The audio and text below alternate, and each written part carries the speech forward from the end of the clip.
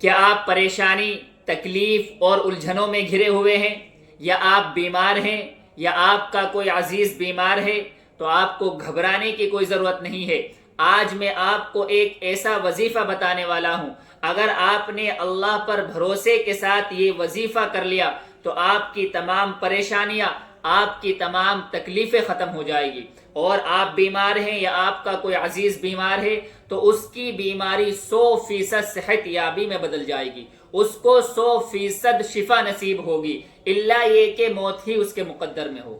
اگر کسی آدمی کے مقدر میں موت ہو تو وہ مستثنا ہے، ورنہ اس وظیفے سے بڑے بیمار کو بھی صحت نصیب ہوتی ہے۔ اور یہ بات آپ کو پتا ہوگی کہ ایک تو میں وظیفے بہت کم بتاتا ہوں، لیکن جو بھی میں وظائف بتاتا ہوں وہ وظیفے ہوتے ہیں جو یا تو احادیث سے ثابت ہوتے ہیں یا معتبر بزرگوں اور علماء دین سے ثابت ہوتے ہیں۔ تو آج کا جو وظیفہ بتانے والا ہوں وہ وظیفہ ہے جو دارالعلوم کے استاذ مفتی فہیم الدین صاحب نے بتایا ہے، اور یہ ان کا مستقل کا معمول بھی ہے، اور انہوں نے اپنے مریض کے لیے، اپنے مریضہ کے لیے بھی یہ وظیفہ حال ہی میں کیا ہے، اس لیے میں نے مناسب سمجھا کہ یہ وظیفہ آپ کو بتا دیا جائے۔ مفتی فہیم الدین صاحب نے بتایا کہ ان کی اہلیہ کی بہن کو اچانک بے چینیوں کا دورہ پڑا۔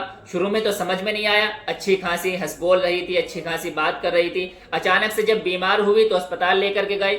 شروع میں تو یہ محسوس کیا کہ شاید بی پی بڑھا ہوا ہے، اس وجہ سے یہ تکلیف ہوئی ہے، لیکن جب ڈاکٹروں نے جانچ کی تو جانچ میں پتا چلا کہ برین ہیمرج ہے۔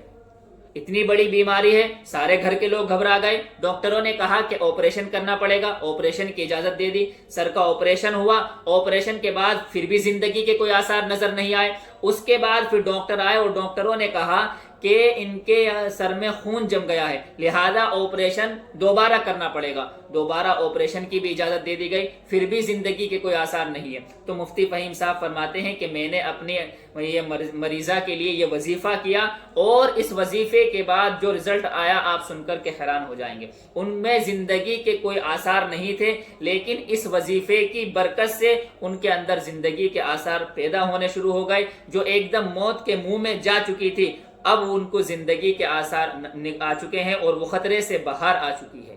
وظیفہ کیا ہے؟ وظیفہ یہ ہے کہ شروع میں 3 مرتبہ درود شریف پڑھنی ہے، پھر 1 مرتبہ سورہ فاتحہ یعنی الحمدللہ رب العالمین پوری سورت بسم اللہ کے ساتھ پڑھنی ہے، پھر 1 مرتبہ سورہ اخلاص یعنی قل هو اللہ احد پوری سورت بسم اللہ کے ساتھ پڑھنی ہے، پھر آخر میں 3 مرتبہ درود شریف پڑھنا ہے۔ یہ 1 مرتبہ ہوا، یعنی اتنا پڑھ کے سارا یہ 1 مرتبہ ہوا۔ اس طریقے سے آپ نے 41 مرتبہ پڑھنا ہے۔ شرائط اس کے کیا کیا ہے؟ شرائط یہ ہے کہ ایک تو آپ باوضو ہو، دوسرے یہ ہے کہ جائے نماز یعنی مصلی پر بیٹھ کر کے یہ وظیفہ کریں، تیسرے یہ ہے کہ آپ قبلہ رخ ہو کر کے یہ وظیفہ کریں۔